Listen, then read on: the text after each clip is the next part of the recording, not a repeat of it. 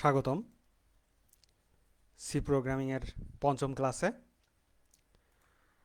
আজকে আমাদের আলোচনার বিষয় if statement, if else statement এবং নেস্টেড ইফ বা এলস ইফের ব্যবহার।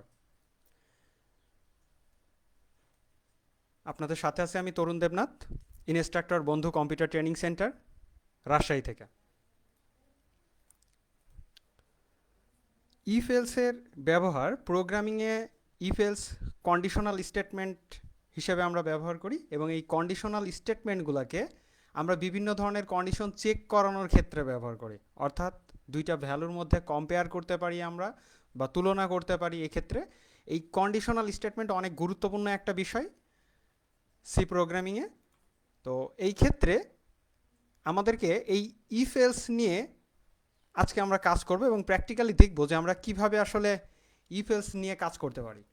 তো প্রথমে আসে আমাদের সমস্যা, এটা সমস্যা এক। আমি একটু অর্গানাইজ করে দিয়েছি।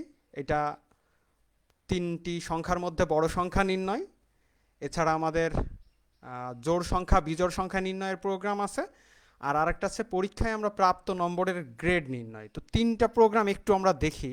প্রথমে সবচেয়ে সহজটা দেখি, জোড় সংখ্যা বা বিজোড় সংখ্যা নির্ণয় যে পদ্ধতি আছে এইটা, যে একটা সংখ্যা জোড় না বেজোড় সেটা প্রোগ্রামের মাধ্যমে আমরা কিভাবে জানবো।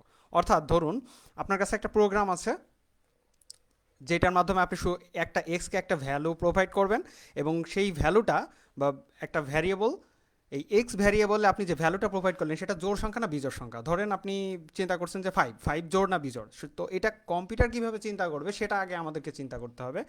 তো আমরা প্রবলেমটা যেভাবে সলভ করতে পারি সেটা এইভাবে, যে ফার্স্টে আমরা শুরু করলাম, তারপর এক্স একটা ভ্যারিয়েবল নিলাম, অতঃপর এক্সের মান আমরা ইনপুট আকারে নিলাম। তো নেওয়ার পরে এই যে অ্যালগোরিদমটা আমি এখানে লিখেছি, দেখেন যে ভ্যারিয়েবলটিকে প্রথমে দুই দ্বারা ভাগ করব। অর্থাৎ একটা সংখ্যা জোড় না বেজোড় কমপ্লিটলি আমরা কি করি, প্রথমে সংখ্যাটিকে দুই দ্বারা ভাগ করি। দুই দ্বারা ভাগ করার পরে যদি ভাগফল শূন্য আসে তাহলে সেটাকে আমরা বলি জোড় সংখ্যা, আর যদি ভাগফল এক আসে তাহলে সেটাকে বলি আমরা বিজোড় সংখ্যা। তো এখানেও ঠিক একই কাজটা আমরা করব।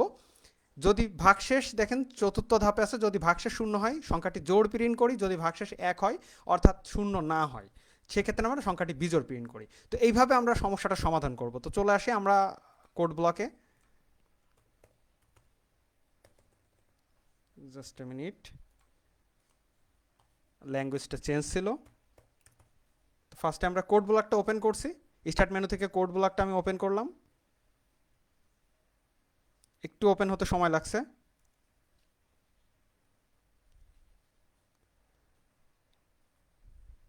আজকে টিউটোরিয়ালগুলো সবসময় আপনি হাতে হাতে প্র্যাকটিস করবেন, দেখবেন যে খুব ইজিলি আপনি সি প্রোগ্রামিংটা শিখতে পারছেন। কিন্তু অবশ্যই বলে রাখি, একটা ক্লাসও মিস দিবেন না।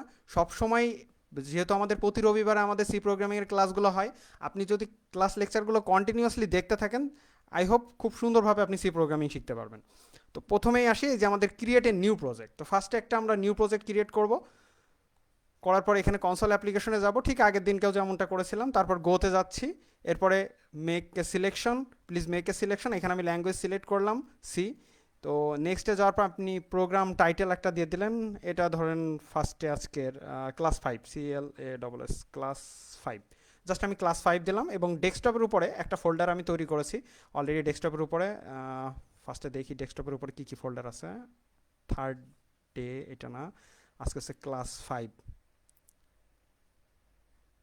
তো থার্ড, আচ্ছা হাউএভার আমি ডেস্কটপের উপরেই একটা, এই যে ক্লাস ফাইভ, দেখেন ডেস্কটপের উপরে ক্লাস ফাইভ আছে। এই ক্লাস ফাইভে আমি সিলেক্ট করলাম, করার পর আমি নেক্সটে করলাম, তারপর ফিনিশ করে দিলাম। এরপর আমার একটা লেআউট আসলো, এখানে প্রজেক্ট ফাইল, এই সোর্সে আমার ক্লিক করতে হবে, তারপর মেইনে ক্লিক করলাম, আমরা প্রোগ্রাম পেয়ে গেলাম। তো আমাদের প্রবলেমটাকে আমরা যেভাবে সাজিয়েছিলাম সেই প্রবলেমটাকে আর কি সেভাবে আর কি সলভ করব। ফার্স্টে দেখেছি কীভাবে সলভ করা যায়। প্রথমে যেটা করব, আপনাদের আরেকটু বলে রাখি, প্রোগ্রাম করার সময় যদি কারো কোনো প্রবলেম হয় আপনারা কমেন্টে লিখে জানাবেন, আমি অবশ্যই উত্তর দিব। তো ফার্স্টে আমরা জোড় বিজোড় সংখ্যার জন্য প্রথমে একটা সংখ্যা নিব। তো এর জন্য আমাদের একটা প্রিন্ট ফাংশন লাগবে, যে ইউজারের কাছ থেকে একটা কুইরি দেবো যে আপনি একটা সংখ্যা দিন, PRINT। তো আমাদের তার জন্য প্রিন্ট ফাংশন লাগবে। প্রিন্ট ফাংশনের মধ্যে আমরা লিখব প্লিজ এন্টার অ্যান নাম্বার।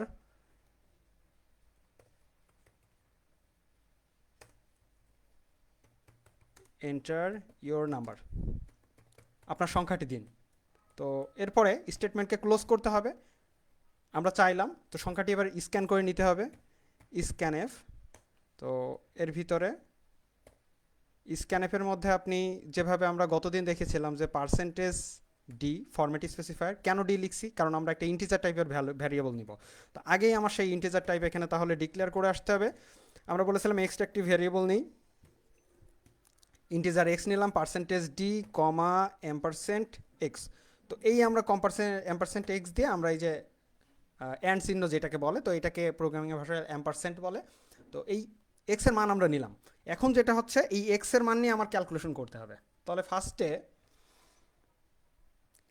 এইবার আমরা কন্ডিশন দেবো। তো কন্ডিশনের ফরম্যাটটা এরকম যে প্রথমে আপনি ইফ লিখবেন, জাস্ট ইফ, মানে বাংলাতে যার অর্থ দাঁড়ায় যদি, ব্র্যাকেট দিবেন, তার ভিতরে ব্র্যাকেটের মধ্যে কন্ডিশন লিখবেন, কন্ডিশন।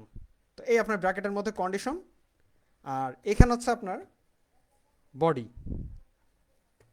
এই যে ফাংশনাল যে বডিটা আছে বা others statement 1 2 3, statement 1 2 3 etcetera etcetera, এইভাবে কন্টিনিউয়াসলি আপনার চলতে থাকবে। অর্থাৎ যদি আপনার কন্ডিশনটা সত্য হয় তাহলে এই ব্র্যাকেট থেকে এই ব্র্যাকেটের মধ্যে যতটুকু অংশ আপনি কাজ করছেন ততটুকু অংশ সে এক্সিকিউট করবে, অর্থাৎ ততটুকু অংশ সে চেক করবে, বা সেই অংশে যে ফাংশন তাকে পারফর্ম করতে বলা হয়েছে সেই ফাংশনটা সে পারফর্ম করবে।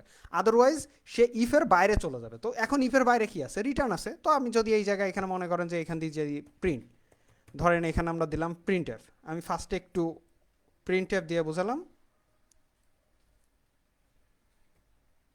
এখানে আমি লিখলাম প্রোগ্রাম এন্ডিং,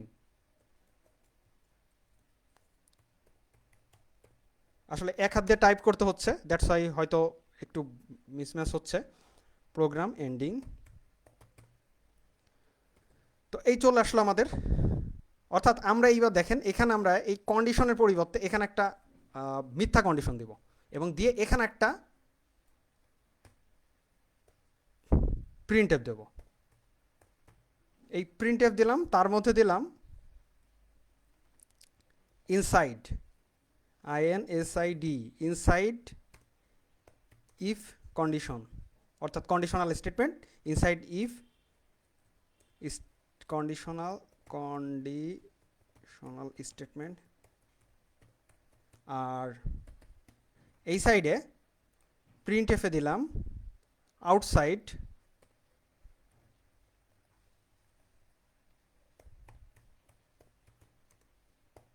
ইফ স্টেটমেন্ট। তো এই যে আউটসাইড আর ইনসাইড, আর এখানে একটা কন্ডিশন দিচ্ছি, দেখেন এই কন্ডিশনটার মানটা কমপ্লিটলি চেঞ্জ করে দিচ্ছি। ধরেন 4 ইজ গ্রেটার দ্যান 5, তার মানে এটা মিথ্যা। তো যেহেতু মিথ্যা, এটা আমার প্রিন্ট করবে কি, এই দুইটা লাইন আমি আপাতত অফ রাখছি, একটু পরে দেখাচ্ছি। আগে ইফটা আর এলসটা আপনাদেরকে বোঝাইনি, দেন তারপরেই চলে যাব। তো ফার্স্টে এই যে ইফে দেখেন, তাহলে if 4 is less than 5, 4 is greater than 5, তো আসলে তো 4 তো 5-এর থেকে বড় না, তার মানে অবশ্যই মিথ্যা। তাহলে প্রিন্ট করবে কি, প্রিন্ট করবে আউটসাইড ইফ স্টেটমেন্ট। আর যদি শুধুমাত্র এটা যদি সত্য হতো তাহলে এটাও প্রিন্ট করতো, এটাও প্রিন্ট করতো, অর্থাৎ ইনসাইডও প্রিন্ট করতো, আউটসাইডও প্রিন্ট করতো। তো আমরা রান করি প্রোগ্রাম, খেয়াল করে দেখেন শুধু আউটসাইড ইফ স্টেটমেন্ট, অর্থাৎ এই যে নিচের অংশে যে লেখাটুকু ছিল এইটুকু কিন্তু প্রিন্ট করছে, অর্থাৎ এর ভিতরেরটা যেহেতু মিথ্যা হয়েছে, ইফ স্টেটমেন্টের মধ্যে অংশটা যেহেতু মিথ্যা হয়েছে, সেই জন্য ইফের ভেতরে যে এই ব্র্যাকেট থেকে এই ব্র্যাকেটের মধ্যে যে অংশটা আছে সেটা কিন্তু সে প্রিন্ট করে নাই। তো এবার চলে আসি, এটা একটা সত্য দিয়ে দেখি যে ইফ 5 ইজ লেস দ্যান 4, তাহলে কি হবে, 5 তো অবশ্যই 4-এর থেকে বড়, তাহলে নিশ্চয়ই দুইটাই প্রিন্ট করবে। এই দেখেন দুইটাই প্রিন্ট করছে, প্রথমে ইনসাইড ইফ কন্ডিশনাল স্টেটমেন্ট, তারপরে আউটসাইড ইফ স্টেটমেন্ট। অর্থাৎ আমরা যদি এখানে একটা নিউ লাইন দিয়ে আলো বিষয়টা ভালোভাবে বোঝা যাবে। দেখেন ফার্স্টে আসছে inside if conditional statement, outside if statement. তো আমরা চিন্তা করলাম এখানে 4 না দিয়ে 5 দিলাম, তাহলে কি হবে, 5 কি 5-এর থেকে বড়, কখনোই না। 5 5-এর সমান, কিন্তু 5 5-এর কিন্তু বড় না। তাহলে এক্ষেত্রেও শুধু আউটসাইড ইফ স্টেটমেন্ট আসবে। দেখেন জাস্ট আউটসাইড ইফ স্টেটমেন্ট আসছে। তো এই যে আমাদের এই কাজটুকু যে আমরা করলাম এখানে, এই জায়গাটায় আমরা আরেকটু যদি চেঞ্জ করি, আমরা তো ইফটা বুঝতে পারছি মনে হয়। তো ইফের সাথে সাথে আমরা যদি এলসটাকেও যদি দেখে নিই, এলস যার অর্থ হচ্ছে অন্যথায়, এলস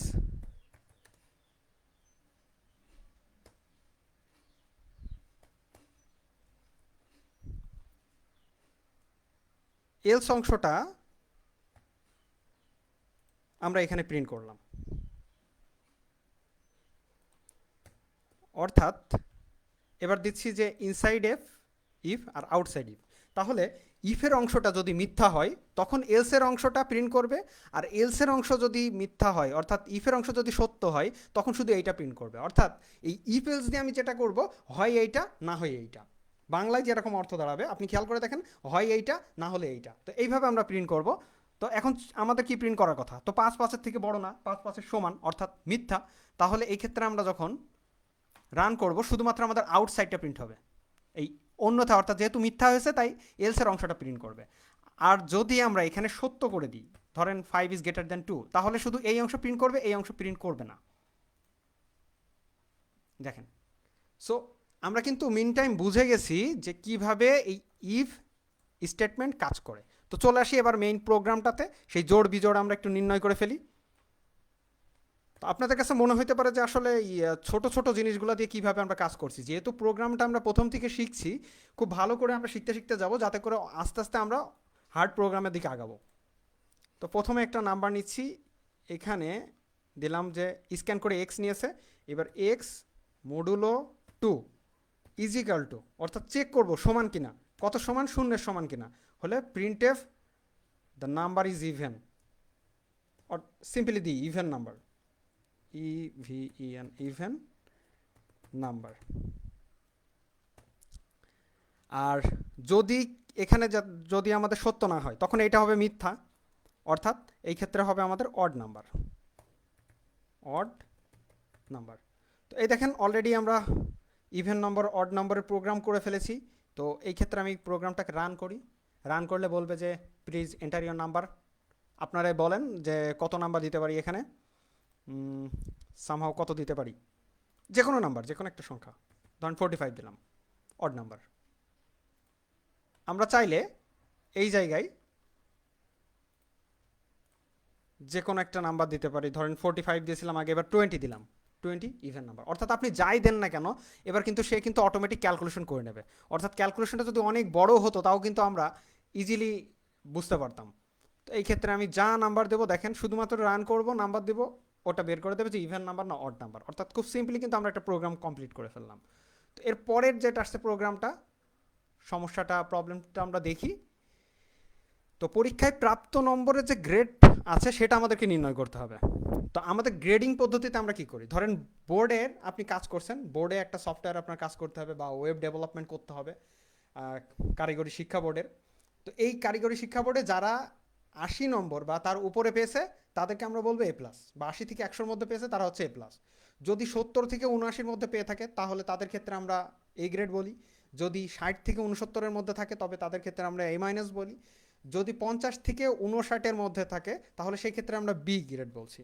যদি এক্স এর মান, যদি আমাদের এক্ষেত্রে যদি মানটা, অর্থাৎ এক্স এর মানটাই বলছি, কিন্তু আমরা আপনি যে মানটা পরীক্ষায় যে প্রাপ্ত নম্বর আছে যেটা নিয়ে ক্যালকুলেট করতে চাচ্ছেন সেটা যদি 40 থেকে 49-এর মধ্যে থাকে তবে সি গ্রেড। যদি 33 থেকে 39-এর মধ্যে থাকে তাহলে সেটা ডি গ্রেড।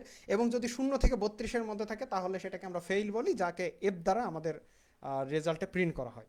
তো এই যে আমাদের প্রিন্ট সেকশনটা, এই যে আমাদের প্রোগ্রামটাই প্রাপ্ত নম্বরের গ্রেড, এই গ্রেডিং সিস্টেমটা আপনাকে যদি ডেভেলপ করতে বলা হয় অনলাইনে, যেখানে আপনার বোর্ডের থেকে শুধুমাত্র নাম্বারগুলো ইনপুট দিয়ে দিচ্ছে, করসপন্ডিং আপনার প্রোগ্রাম শুধুমাত্র ইনসার্ট নিচ্ছে, ইনপুটটা নিচ্ছে, পাশাপাশি তার রেসপেক্টে আপনার এ প্লাস না এ গ্রেড নাকি এ মাইনাস সবগুলো কিন্তু প্রিন্ট করে দিচ্ছে। সো খুব দেখেন যে আমরা ম্যাক্সিমাম টাইমে কিন্তু আমরা প্রোগ্রাম পারি না বিধায় ওয়েব ডিজাইনের দিকে চলে যাই, ওয়েব ডেভেলপমেন্টে কিন্তু কাজ করি না।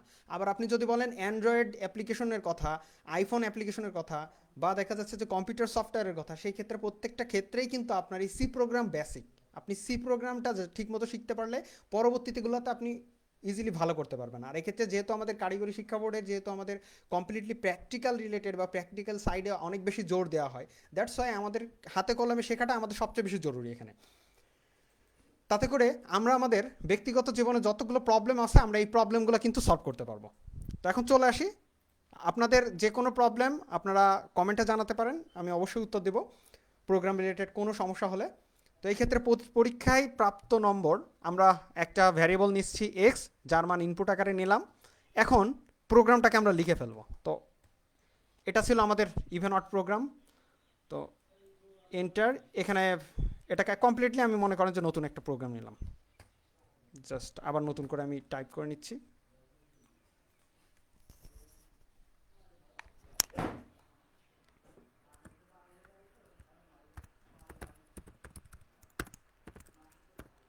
Include stdio studio.h।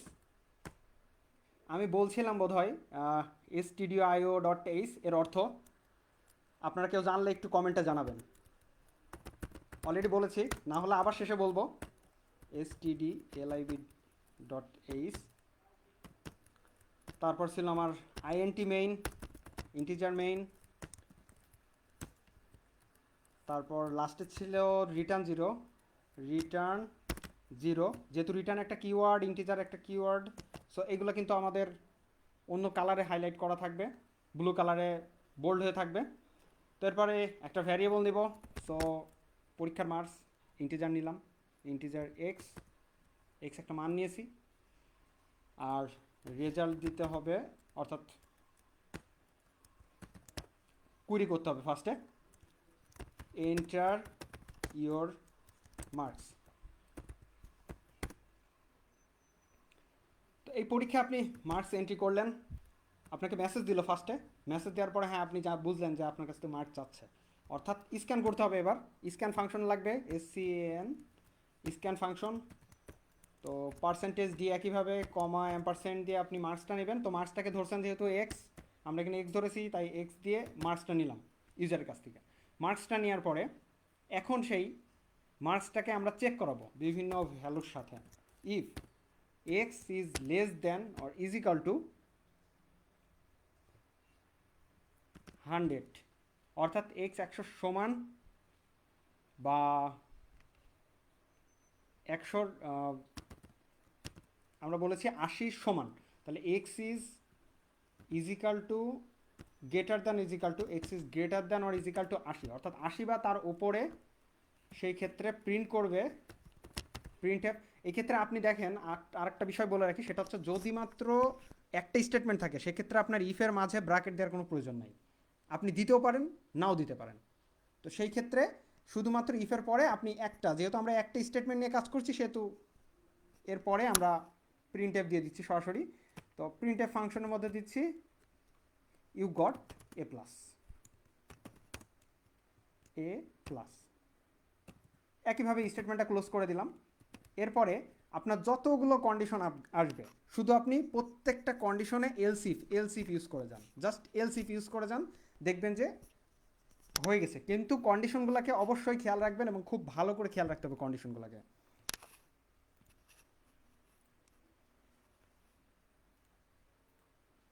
আচ্ছা, এরপরে এলসিফ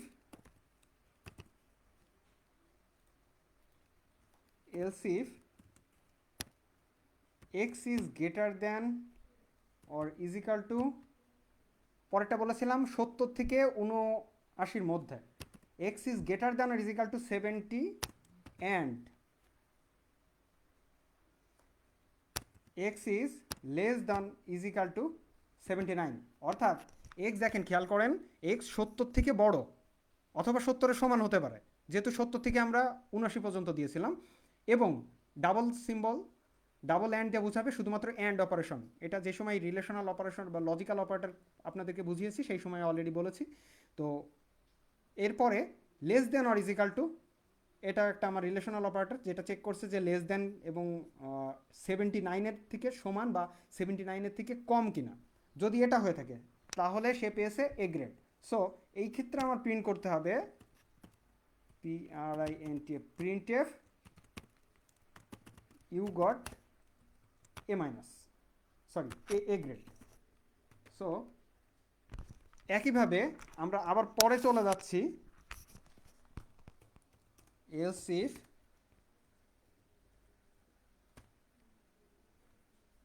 পরেরটা কি হবে, একইভাবে এরকম চলবে। তাহলে আপনি এটাকে কপি করে এখানে বসাতে পারেন, এই এডিটে গিয়ে কপি করে এর মধ্যে বসিয়ে দিলেন, এডিটে গিয়ে আবার পেস্ট অপশন পাবেন, এই যে পেস্ট করে দিলাম, এবার এখানে ভ্যালুগুলো চেঞ্জ করে দিলে হয়ে যাবে। তো এটা কিন্তু আপনাকে তৈরি করে নিতে হবে নিজে নিজেই, অর্থাৎ সেম টাইপের কোড আপনি বারবার না করে রিপিট করতে পারেন, এখান থেকে শুধু কপি পেস্ট করতে পারেন। 69, দেন প্রিন্ট এফ, এর ভিতরে আপনাকে লিখতে হবে you got A minus, so else if x is greater than or is equal to 60 and x is less than or is equal to 69, then printf you got a minus। তার মানে 60 থেকে বড় বা 60 এর সমান এবং যে সংখ্যাটা দিয়েছিলাম সেই সংখ্যাটা যদি 69 থেকে ছোট বা 69 এর সমান হয়ে থাকে তাহলে সে পেয়েছে a মাইনাস। ওকে, এরপরে চলে আসে আবার else if, একইভাবে x is greater than is equal to 50 and x is less than or is equal to next আসছে 59, so now print ফাংশনে লিখতে হবে you got b, again type else if inside the bracket and you have to type, আপনাকে লিখতে হবে এখানে is greater than or is equal to 40 and x is less than or is equal to 49, then print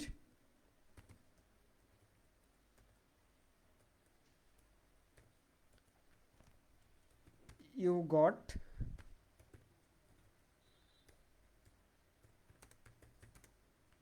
got C,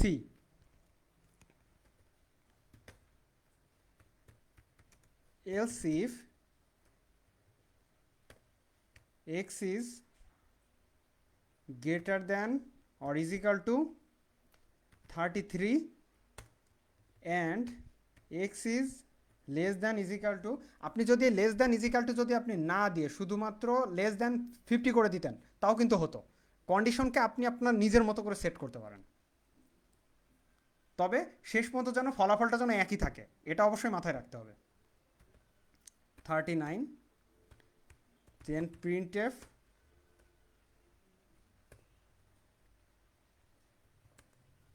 you got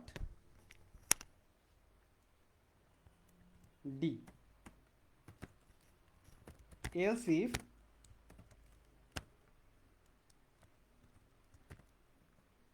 x is equal to 0, x is greater than or is equal to 0 and x is less than or is equal to 32, then printf you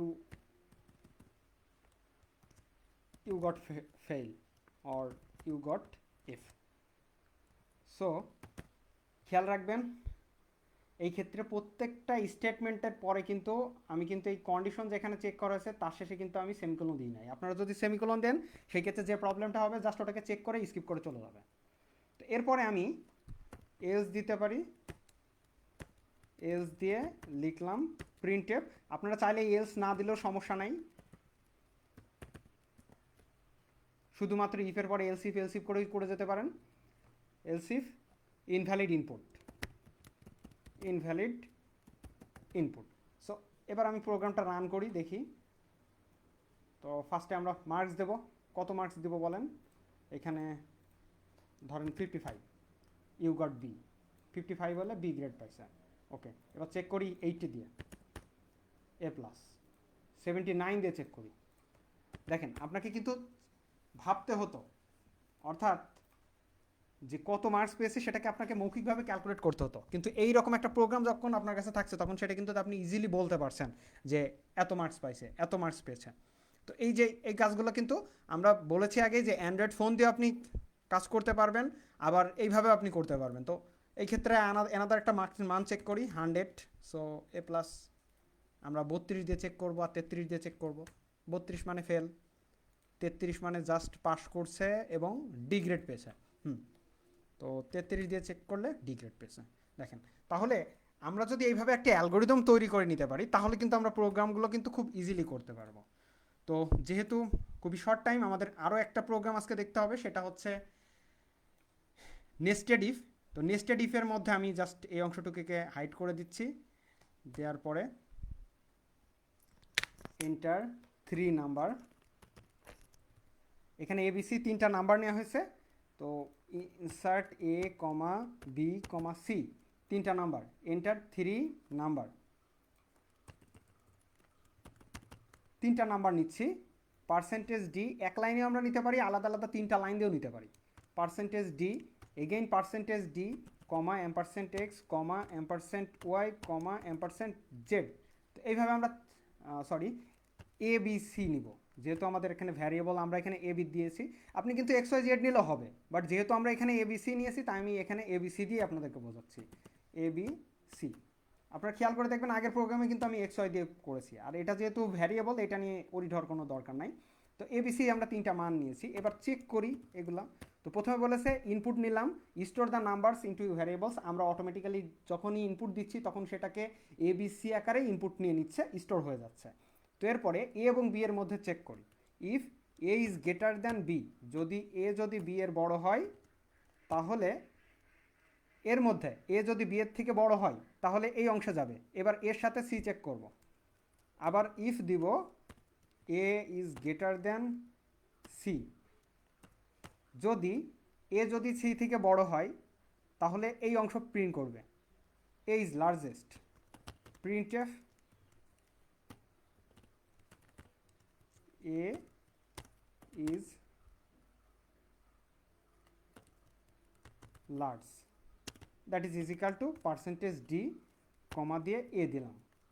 তো এরপরে আমরা আবার এই ক্ষেত্রে else দিব, else দিয়ে যেহেতু এই অংশটা গেল, আর এই ক্ষেত্রে যদি না হয়, যদি সি এর থেকে বড় না হয় তাহলে এই ক্ষেত্রে এলস, এই ক্ষেত্রে দেখেন এলসে কোনটা প্রিন্ট করবে, সি লার্জেস্ট। প্রিন্টএফ, আমি কপি করলাম, printf C is largest percentage D C. একইভাবে এটাও আমি আবার যেহেতু টাইম শর্ট দ্যাটস ওয়াই আমি আর কি একটু কপি করে নিলাম, যেহেতু একই জিনিস আমার খুব বেশি টাইপ করা লাগবে না। তাহলে এলসের মধ্যে আমার এরকম কন্ডিশন দেওয়া লাগে না এলস দিলে। তারপরে ইফ, এখানে আমার বি আর সির সাথে কম্পেয়ার করব, বি আর সির সাথে প্রিন্টএফ বি আর সির মধ্যে যদি বি বড় হয়, যদি বি বড় হয় তাহলে প্রিন্ট করবে বি, আদারওয়াইজ প্রিন্ট করবে এই ক্ষেত্রে সি। আর এই ক্ষেত্রে আমার এখানে বি পার্সেন্টেজ বি, এই ক্ষেত্রে পার্সেন্টেজ সি, তাহলে বি বি সি সি এ এ। তো এইবার আমি প্রোগ্রামটা রান করি, জাস্ট প্রোগ্রামটা রান করে দেখি আমরা 3টা ভ্যালু দেব। ধরেন ভ্যালুগুলোকে বিভিন্ন ভাগে অর্গানাইজ করে দিলাম আমি, 8, তারপর হচ্ছে 10 আর দিলাম 2। দেখেন লার্জ নাম্বার বি অর্থাৎ 10। তো এটাকে আবার উল্টা করে দিয়ে দেখি, দিলাম 90, তারপর হচ্ছে 56, তারপর 33। লার্জ নাম্বার দেখেন এ। অর্থাৎ আপনি যেভাবে দেন না কেন তো প্রোগ্রাম কিন্তু নিজের মতো করে সাজিয়ে নিচ্ছে।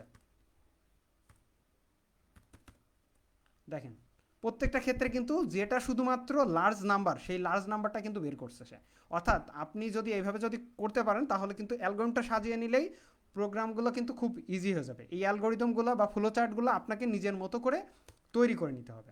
তো এই পর্যায়ে আমি একটা হোমওয়ার্ক দিয়ে দিচ্ছি আপনারা যাতে প্র্যাকটিস করতে পারেন।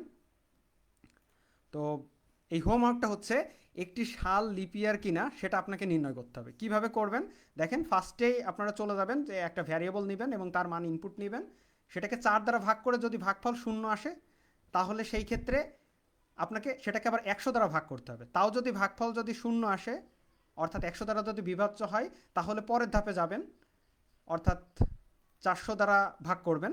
যদি সেক্ষেত্রে ভাগফল শূন্য আসে তবে লিপ ইয়ার, তা না হলে লিপ ইয়ার নয়।